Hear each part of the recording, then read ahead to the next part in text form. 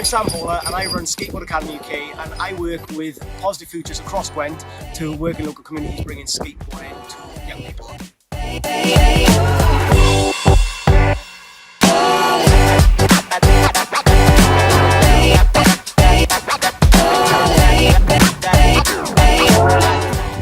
I used to suffer really badly with ankle problems, and ever since I started skateboarding itself and with Sam and the crew, it's pretty much helped me a lot. I've managed to get into college, actually started signing up for dream jobs and stuff, so yeah, anger management, being able to get my life back in track.